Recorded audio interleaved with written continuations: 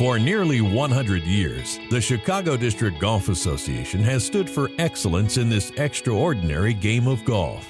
Now the CDGA's magazine comes to life on TV. Chicago District Golfer celebrates the traditions of the past while connecting with the present. It's a golf show that is sure to inform and to have a little fun along the way. For what's important in Chicago golf, it's Chicago District Golfer TV. Today, we cruise up north to play a little pure Michigan golf. We'll see the dramatic conclusion of the 62nd Annual Illinois Open Championship. Plus, try to figure out this month's rulebook from Bowes Creek Country Club. Club Champion examines the best irons for 2011. We'll also look at the pros and cons of GPS and rangefinders. And we'll have the inspirational story that's bringing a little sunshine to many youths.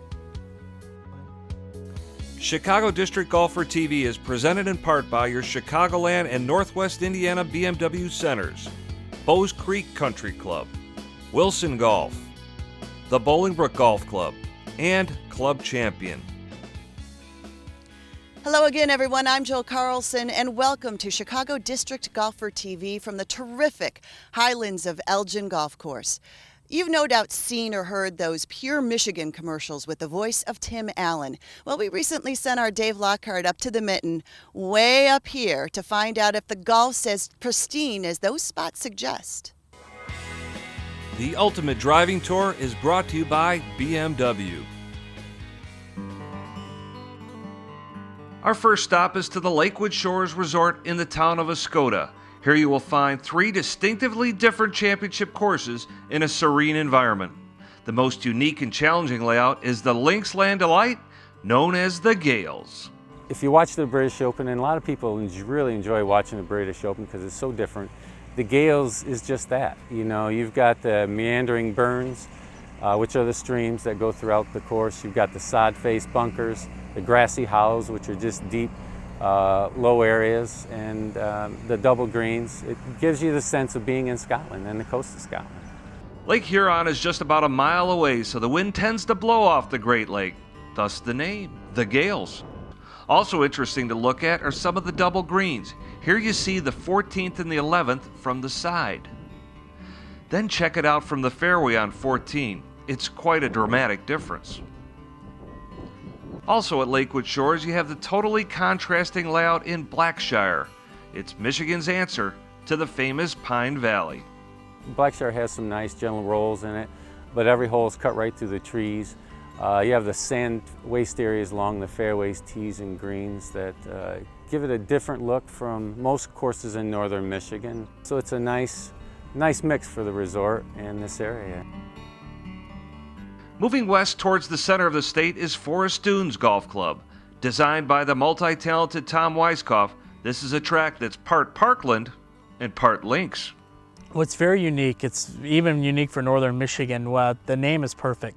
Half the holes are in the forest and running through the woods, and the other half are in the dunes that are wide open, very links feel to it.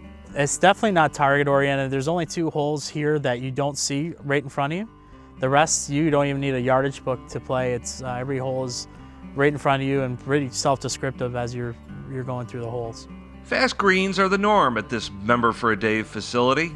It's also notable that Golf Digest thinks highly of Forest Dunes, placing it at number 4 in Michigan and also inside their respected list of America's 100 greatest courses. It's amazing how many people follow the America's Greatest. They'll come in here with their magazine and check it off, and they call it their bucket list course. And so we people all over the country, all over the world, really. We just made a tee time for Belgium the other day, so very neat. Just about a half hour up the road in the town of Lewiston is the Garland Lodge and Resort. Here you will discover 4 championship courses geared for any player that evokes the feeling of pure golf. There's a lot of water, there's a couple creeks. On the 4 courses, there's elevation changes. Some are a little bit, maybe not as much change on one course as another, but with the woods, the white pines, the pines, but it's really serene, very quiet like you said, and it's a lot of fun. At Garland, the Log Cabin Lodge stands as the foundation for what is truly a great vacation spot, with a variety of different accommodations. New ownership recently took over this active destination with a revived care for all of their guests. There's so much to do. It's a beautiful place. It's 3,000 acres of God's land, and it's quiet, it's peaceful, serenity. We have trails where you can hike, you can bike, golf. I mean, there's just a lot to do, and it's very, very peaceful. Pretty pure, I must say, and there are plenty of price breaks available at courses and resorts throughout the whole state of Michigan these days. Up next on the Chicago District Golfer Tee, some refreshing instruction with Carl Rabito, and we'll see who's crowned champion at the Illinois Open. Stay with us. The Lesson Tee is brought to you by the Bolingbrook Golf Club. Today we're going to talk about the fairway bunker shot. A lot of people have trouble with this shot, but most of the time it's self-induced. So I see a lot of times people get in a bunker, they really bury their feet. That's the worst thing you could maybe do because it locks your ankles. You do not want to keep your legs still in a bunker shot. If we've got 180 yards, I mean, you've got to make 180 yards worth of swing, so you still have to have your mobility. The best thing you can do in a bunker is make your regular swing. If you're going to do anything, barely lift your chin a little higher than normal. It's real simple. If your right shoulder drops, you're going to catch the sand first and we've got a terrible shot. So if you're keeping your head still or down, there's a great chance for your right shoulder to go under. We've got to get the right shoulder to replace the left. You've got to get your weight forward so that we can compress the ball, catch the ball first. So an easy way to make sure this happens is just artificially, once you take your regular setup, just barely lift your chin a little higher than normal. This is going to allow your right shoulder to get forward more easy and make your regular swing. If you do that, I promise you, your fairway bunker shots will be better.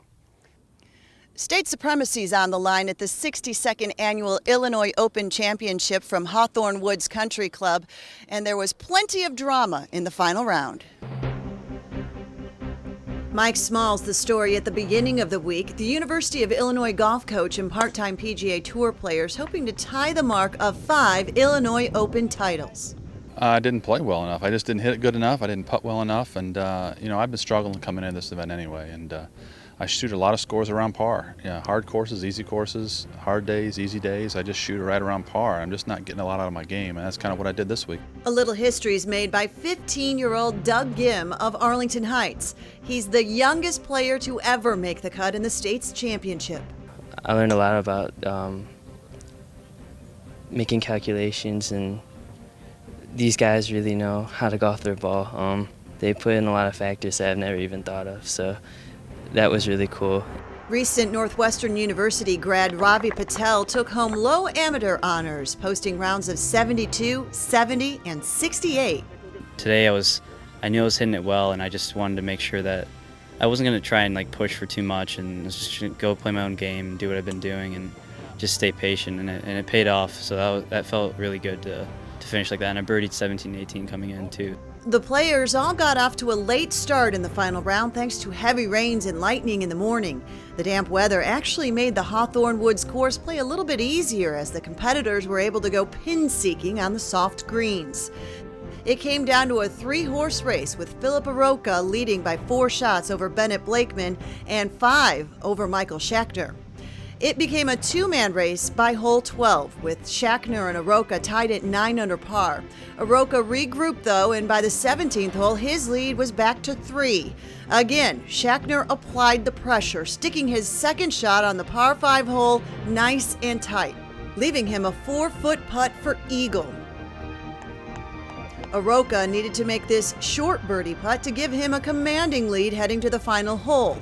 Instead, it lipped out, and he'd have to settle for par. Schachner's eagle putt, which he drained, meant the Libertyville residents just 1 back with 1 to play.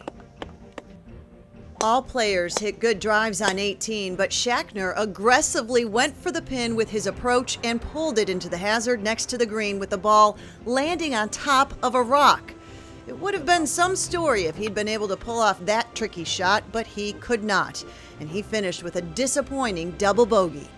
Well, golf is all about experience and gaining experience, and whether it's this or a nationwide tour event or PGA Tour event, being in the last group, feeling the pressure of the possibility of winning a golf tournament, just being there and experiencing that, and whether you win or lose, you can learn something from it. With all that drama unfolding before him, Aroka's two-putt par was all that's needed to claim the trophy and a 3-stroke victory in the 62nd Annual Illinois Open Championship. It's the biggest tournament I've won. I've won some smaller events throughout the summer a little bit, but to beat a field with some really quality opponents, this is definitely the biggest win of my career so far.